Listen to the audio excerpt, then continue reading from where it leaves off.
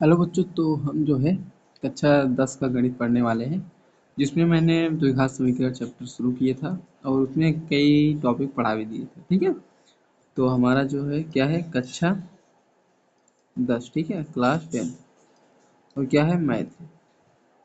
तो इसमें जो है हम क्या पढ़ रहे थे, द्विघात समीकरण, द्विघात समीकरण, ठीक है, ये टॉपिक हम पढ़ रहे थे। तो ये चैप्टर हमारा था, तो इसमें हमने कई टॉपिक पढ़ लिए था। तो अगला हमारा टॉपिक है वो देखिए। देखिए, बहुत ही बेहतरीन तरीके से समझिएगा, द्विघात समीकरण के मूलों के प्रकृति। ठीक है, तो इसमें दिया है समीकरण, ये हमारा मानक रूप है। तो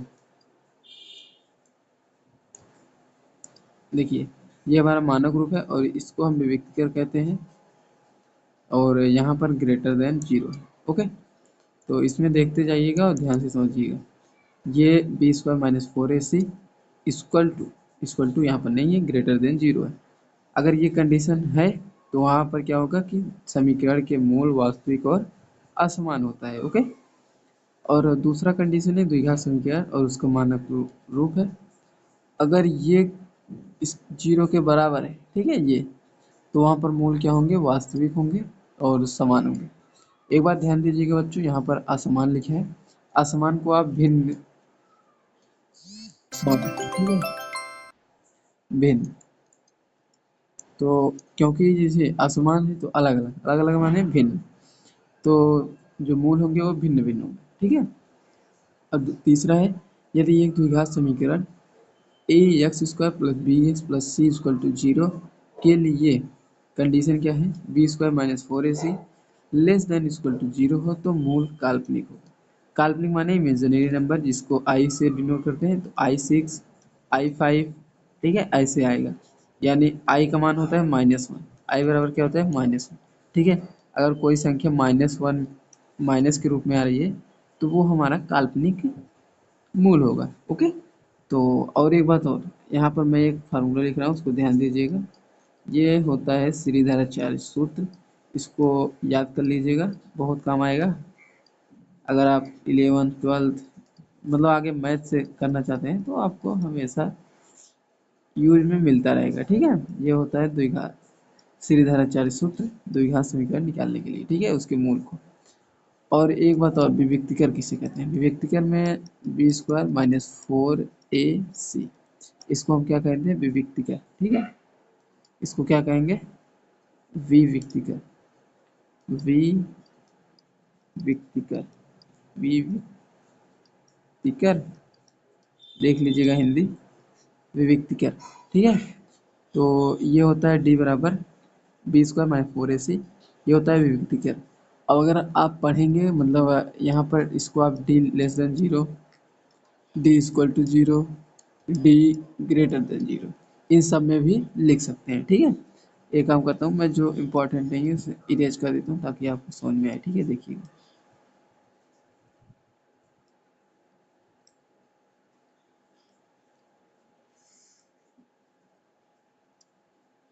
ध्यान से समझिएगा, ताकि आपको अगर लिखना हो तो आप आसानी से लिख सकते हैं। ठीक है, ये हो गया सीधे चार्ज, इसको भी कर लेते हैं, इसको आप अच्छे से लिख लीजिएगा, इसको इस रूप में भी लिख सकते हैं। तो हम आगे बढ़ते हैं और देखते हैं क्या दिया है। हमारा क्वेश्चन आ गया है कि यदि निम्नलिखित द्विघात समीकरण के मूल अस्तित्व हो, देख रहे हैं मूलों का अस्तित्व, मूलों का अस्तित्व चेक करने के लिए हम वही यूज करेंगे जो मैंने पीछे दिए हैं, ये वाला। ठीक है, अगर ये दोनों कंडीशन फॉलो करेंगे तब तो अस्तित्व है, वरना अस्तित्व नहीं है। ठीक है, तो ये हो गया। तो अगर अस्तित्व है तो पूर्ण वर्ग बनाने के द्वारा इसको हल कीजिए। मैं इसमें से एक क्वेश्चन बता रहा हूँ, आप उसको देखिए और समझिए, इसके बाद खुद से सॉल्व कीजिएगा। ठीक है, तो देखिए पहला क्वेश्चन है, दो X square minus seven X plus three equal to zero.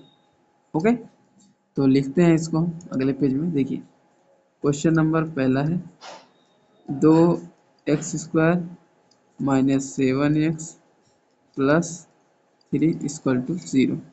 तो यही क्वेश्चन है ना, दो X square minus seven X plus three equal to zero. तो इसको हम सॉल्व करेंगे बेसिक से और समझते जाइएगा आप। देखिए, सबसे पहले तो अस्तित्व चेक करने के लिए मैंने क्या बताया बच्चों आपको, ये आपको कंडीशन फॉलो करने होंगे और चेक करने होंगे। देखिए, बी स्क्वायर माइनस 4ac, तो इसको ज्ञात करेंगे। देखिए, बी की जगह -7 है तो -7 का होल स्क्वायर करेंगे, माइनस है, 4 है, ए है, सी है, सी की जगह 3, ए की जगह 2। एक सेकंड,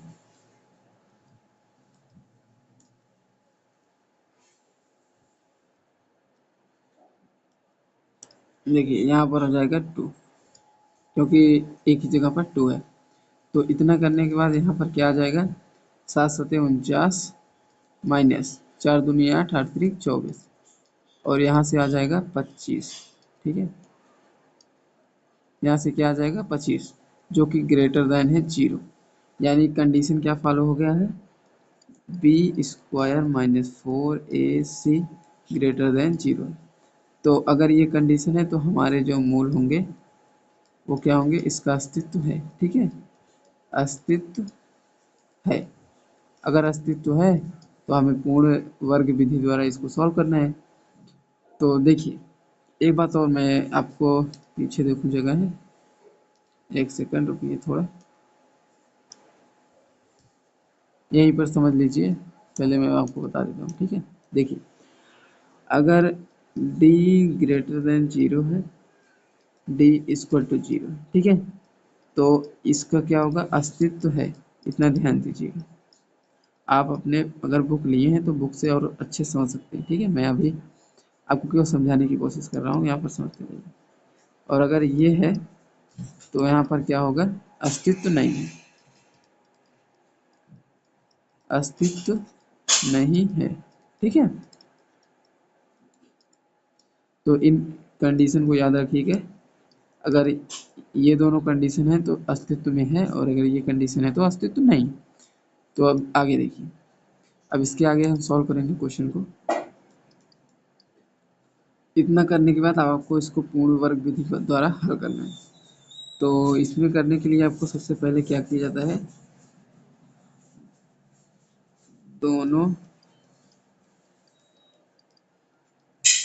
दोनों पक्षों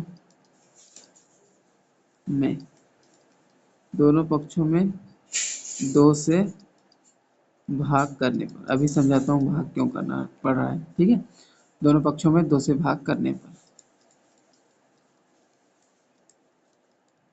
अब देखिए, यहाँ पर हमें जब हम पूर्ण वर्ग विधि द्वारा हल करते हैं कोई क्वेश्चन, तो उसमें सबसे पहले जो यक्स का गुणांक होता है उसको हमें 1 बनाना होता है, फिर एक्स स्क्वायर के गुणांक को। ठीक है, फिर यक्स के गुणांक को क्या किया जाता है, आधे का वर्ग।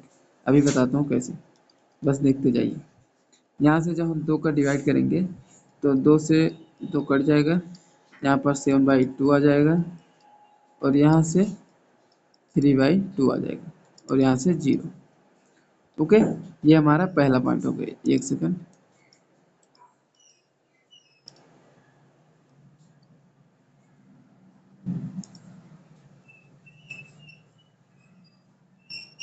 ठीक है। अब हम दूसरे पॉइंट यहाँ पर लिखेंगे, और मैं इसको रेड से लिखता हूँ ताकि आपको अच्छे से। अब क्या करना है, एक्स के गुणांक एक्स के गुणांक के आधे का वर्ग, आधे का वर्ग, ठीक है, आधे का वर्ग करके जोड़ने और घटाने पर, करके जोड़ने और घटाने पर।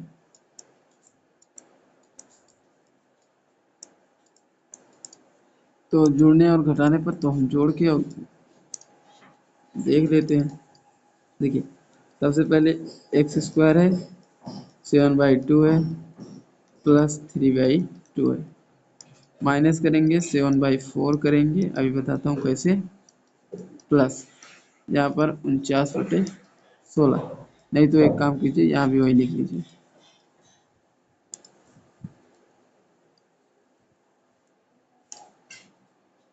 यहाँ भी 7/4 कर ही लीजिए, बराबर 0। इतना करने के बाद अब आपको क्या करना है, ये जो स्क्वायर में है इसको तोड़ देना है और इन दोनों को साथ में रखना है, ताकि ये पूर्ण वर्ग माने आपको एक ऐसा बनाना है ताकि ये वर्ग बन जाए। ठीक है, देखिए कैसे।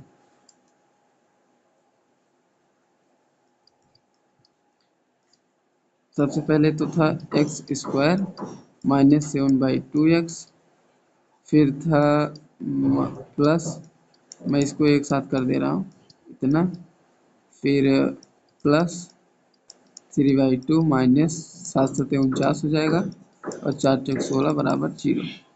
ठीक है, अब आगे समझिए। देखिए मैंने जोड़ा और घटाया इसलिए ताकि, क्योंकि हम अगर जोड़ के और घटा देंगे तो उसमें समीकरण में कोई अंतर नहीं आएगा। तो अब इसको देखिए, ए स्क्वायर माइनस ए बी मानी 2ab प्लस बी स्क्वायर, तो यहाँ से आ जाएगा x -7/4 का होल स्क्वायर, और यहाँ से प्लस, और यहाँ से जब हम 16 एलसीएम ले लेंगे तो 8×3 = 24 -49 और 0। अब यहाँ से इतना आ जाएगा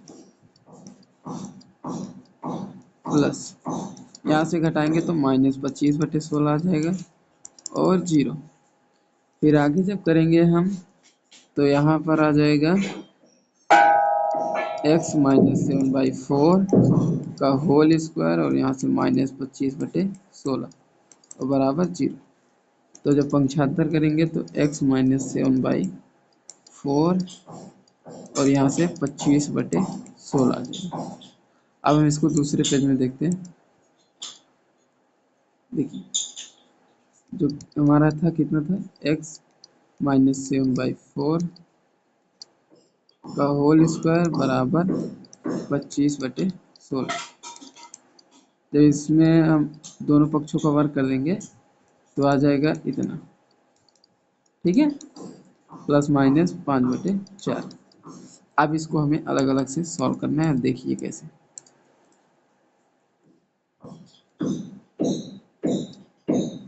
देखिए एक बार तो हम पहले लेंगे x -7/4 बराबर 5/4 प्लस के साथ, और दोबारा जब रखेंगे तो माइनस के साथ।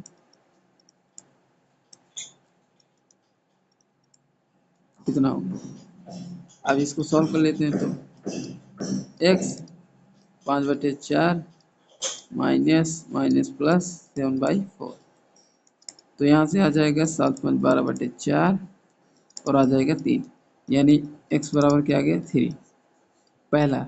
ठीक है, और यहाँ से करेंगे तो x बराबर -5/4 और प्लस 7/4, इसको सॉल्व करेंगे तो यहाँ से 2/4 आ जाएगा और 1/2 आ जाएगा, यानी x बराबर 1/2 आ गए।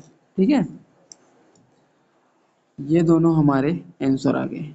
ओके, तो इतना ध्यान दीजिएगा कि एक बार आप इसको क्वेश्चन में रखकर इन दोनों मान को आंसर चेक कर लीजिएगा। ठीक है, तो इसमें से पहला क्वेश्चन हमारा सॉल्व हो गया है एक्स, और देखिए ये क्वेश्चन था, इसमें मूलों का हमने अस्तित्व चेक किया, फिर विधि द्वारा हल भी किया है और एक्स का मान भी निकला है। ठीक है, 3 और 1/2।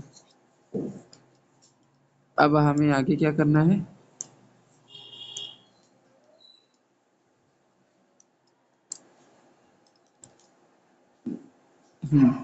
अगला है हमारा क्वेश्चन निम्नलिखित। बाकी जो क्वेश्चन बचे उसको आप खुद सॉल्व कर लीजिएगा और हम नेक्स्ट क्वेश्चन सॉल्व करते हैं। ठीक है, निम्न द्विघात समीकरण के मूलों की प्रकृति ज्ञात कीजिए। यदि मूलों का अस्तित्व हो तो उन्हें ज्ञात कीजिए। ठीक है, तो सबसे पहले मूलों की प्रकृति ज्ञात करना है। तो इसको ज्ञात करने के लिए आपको कुछ करना नहीं है, बस ध्यान से समझते जाइए। देखिए पहला हमारा क्वेश्चन जो है, हम उसको लिख लेते हैं क्वेश्चन को, फिर आगे देखते हैं। पहला क्वेश्चन है 2x² - 7x + 5 बराबर 0। 2x² - 3 + 5 बराबर 0, यही है ना। एक बार फिर से देखिए, 2x² माइनस 3x प्लस 5 बराबर 0। 2x² माइनस 3x प्लस 5 बराबर 0। तो इस क्वेश्चन को हम सॉल्व करते हैं।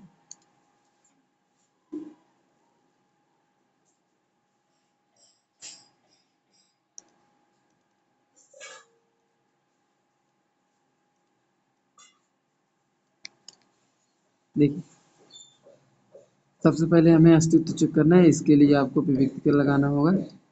तो b² माइनस 4ac तो रखते हैं। b का मान -3 है तो -3 का होल स्क्वायर माइनस 4, a का मान 2, c का मान 3। तो कुल कितना आ गया है? कुल आ गया 3 त्रिक का 9 माइनस 5 दूनी 10, 4 40। ठीक है, 3 त्रिक का 9 हो गया, 5 चौक 20, 20 दूनी 40 और ये आ गया -31 जो कि लेस देन है 0। तो हम यहाँ पर लिखेंगे कि हमारा जो विभक्तिकर आया है 4ac वो लेस देन है 0 से। और इसमें क्या होता है, इसका हो जाएगा अस्तित्व नहीं है, अस्तित्व नहीं है। ओके, और अगला पॉइंट लिखेंगे कि जो मूल होगा, मूल वो क्या होंगे? मूल काल्पनिक होगा। ठीक है, काल्पनिक, काल्पनिक होगा।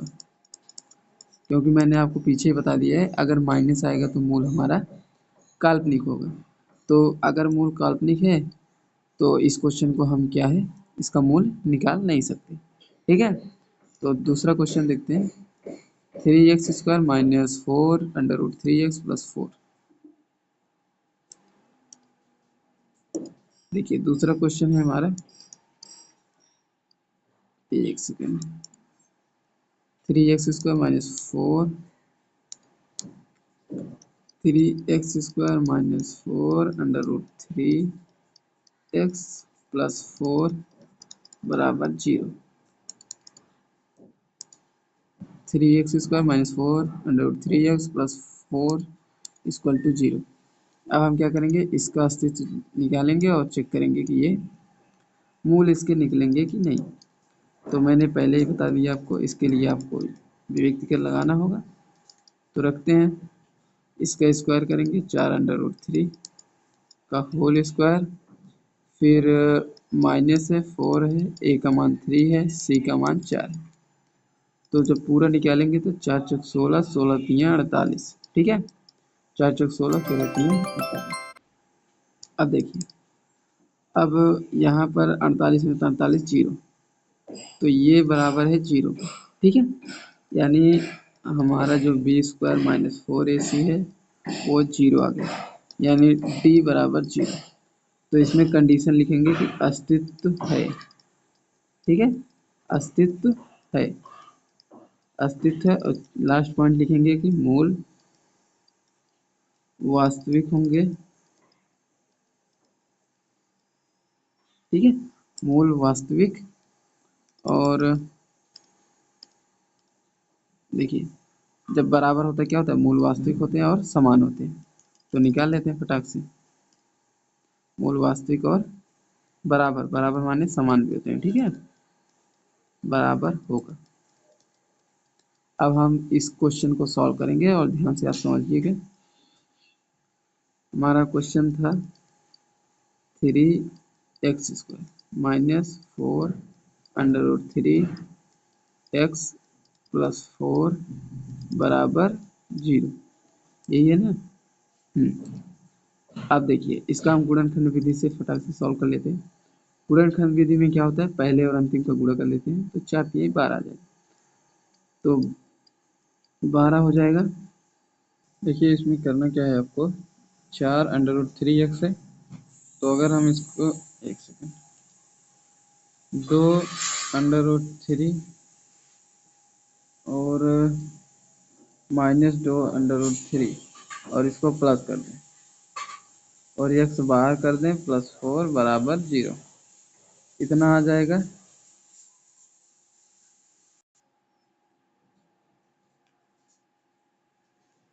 तो देखिए आगे इसमें करना क्या है आपको, अब फटाक से इसको एक्सप्लेन कर दीजिए। देखिए माइनस का अंदर जब मल्टीप्लाई करेंगे तो इतना जाएगा और x को इधर मल्टीप्लाई, फिर माइनस इतना +4। अब देखिए इसमें जो कॉमन हो रहा है उसको कॉमन कर लीजिए, तो √3x।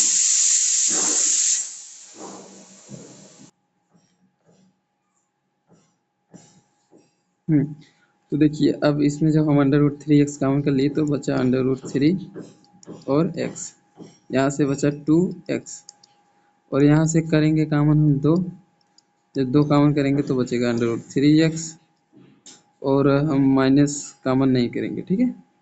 यहाँ पर अंदर माइनस है तो यहाँ पर अगर माइनस नहीं कॉमन करेंगे तो ये प्लस बचेगा, इसलिए माइनस कॉमन साथ में रखेंगे, -2, तो यहाँ से -2 आ जाएगा और बराबर 0, ठीक है।